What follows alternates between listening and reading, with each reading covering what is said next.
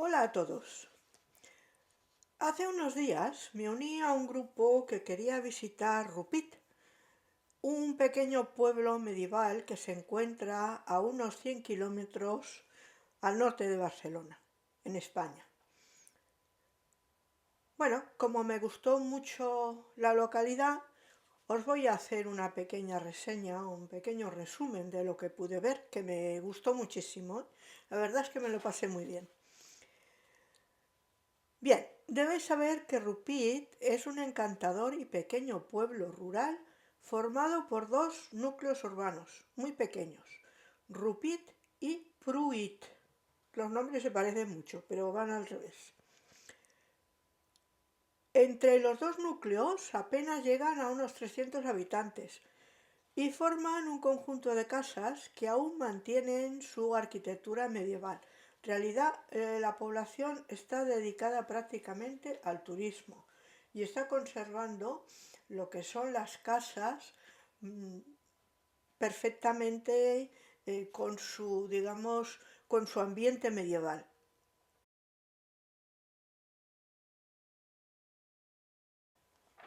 Por cierto, el nombre de Rupit deriva del latín rupes, que significa roca.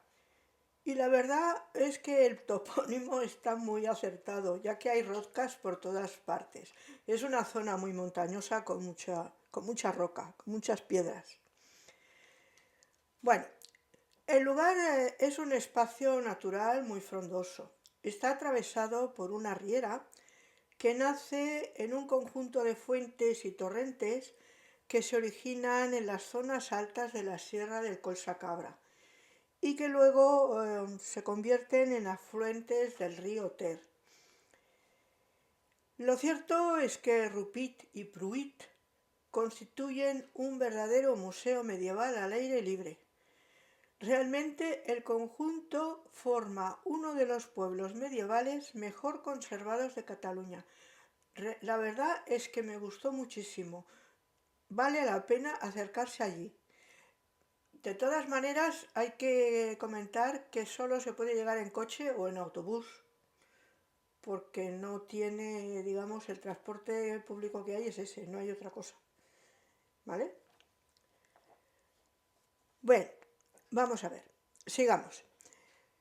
Parece que las primeras casas de este lugar se remontarían al siglo X y estarían agrupadas alrededor de una iglesia románica dedicada a San Miguel, y además también había un castillo, que está documentado, por lo que me han dicho, en el año 1040, pero de él no queda nada, no quedan vestigios. Los restos que quedan de ese castillo se reducen a unos pocos muros y trozos de muralla que atraviesan parte del pueblo. Y algunos de esos muros y de esos trozos que quedan se han integrado en las casas, o sea que se han adosado las casas, están o dentro de las casas o en los laterales de las puertas.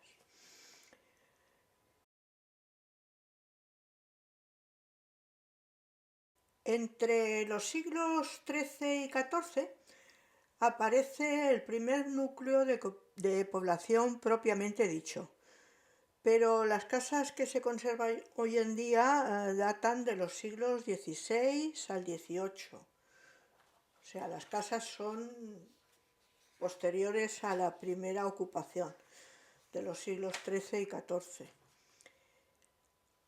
Además, una cosa, debéis saber que no está permitido circular por el pueblo con coches.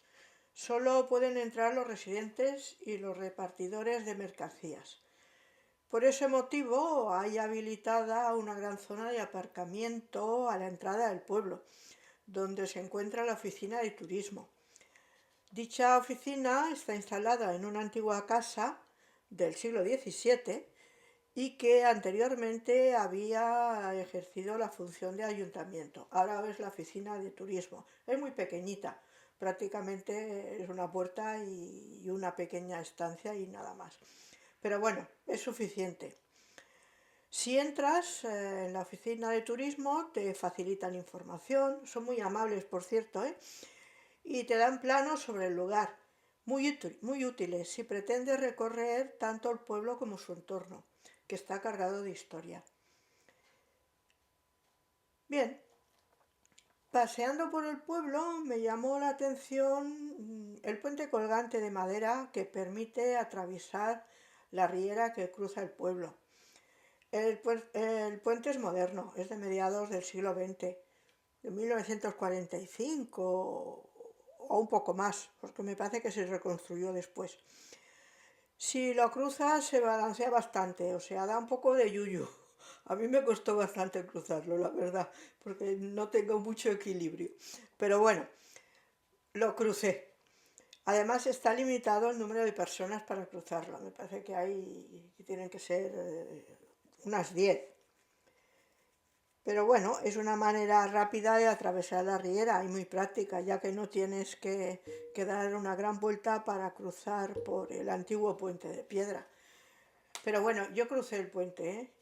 Es de madera, de tablas de madera, y se balancea un montón, sinceramente. Lo pasé un poco mal. Bien, deambulamos por el pueblo bastante rato, por las calles. Tienen un trazado muy irregular y sinuoso y mantienen su empedrado original, aunque lógicamente se ha ido restaurando.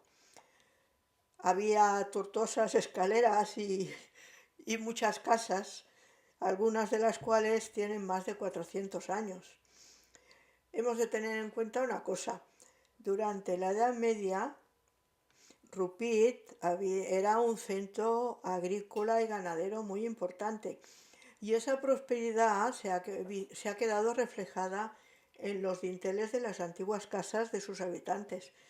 Muchos de ellos eran artesanos y comerciantes y en sus casas se ven grabadas en los dinteles de las puertas fechas y escudos pertenecientes a la familia o a los habitantes de aquella época.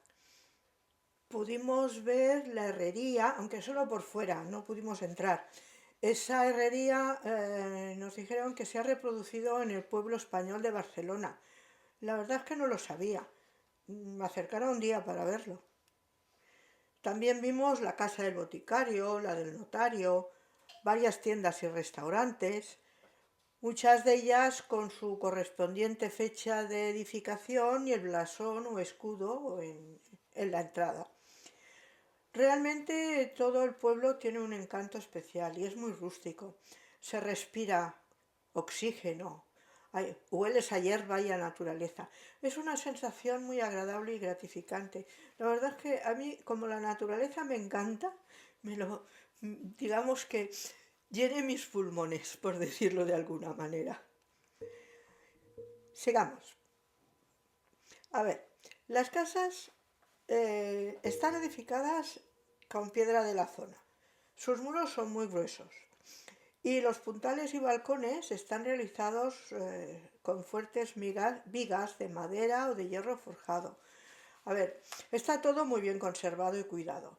Se ha rehabilitado mucho con el fin de conservar ese aire rural y medieval tan fascinante, porque en realidad hemos de pensar que el pueblo actualmente, aparte de ser una zona rural, vive del turismo, porque es que es muy bonito llegar a este pueblo.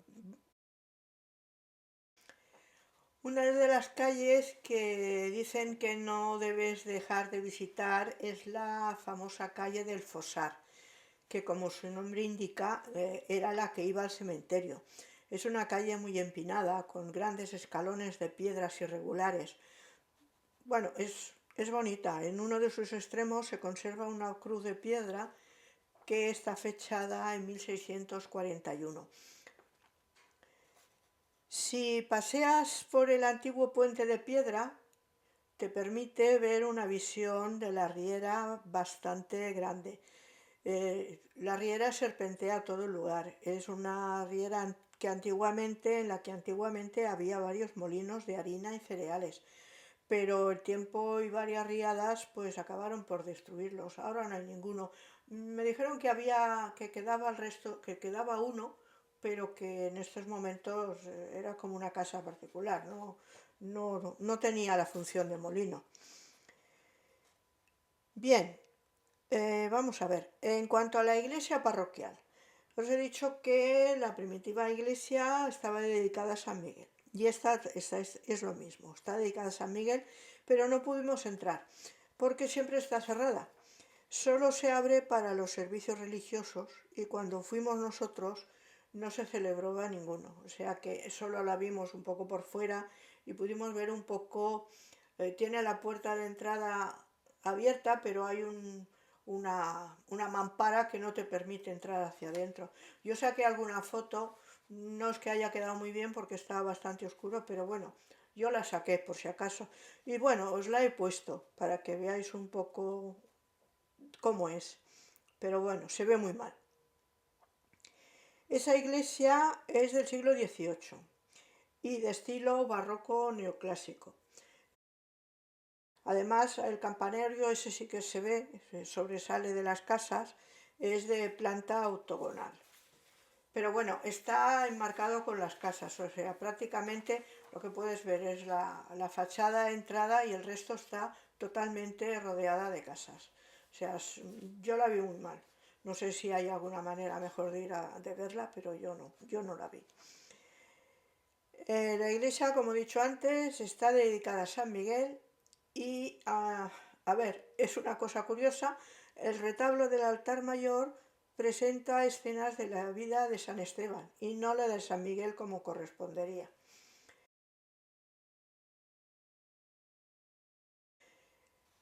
Bien, dicho todo esto, más o menos el pueblo es lo que os he explicado, pero la zona es una verdadera joya para los amantes del senderismo. Desde aquí, desde la población, parten diferentes rutas con fantásticas vistas panorámicas de las montañas del entorno. Seguramente una de las rutas más atractivas y frecuentadas es la que lleva hasta el Sal de Sallent, que es una de las cascadas más altas e impresionantes de Cataluña. Es un salto de agua que tiene una altura en vertical de unos 95 metros y lleva un gran caudal. En época de lluvias baja bastante agua.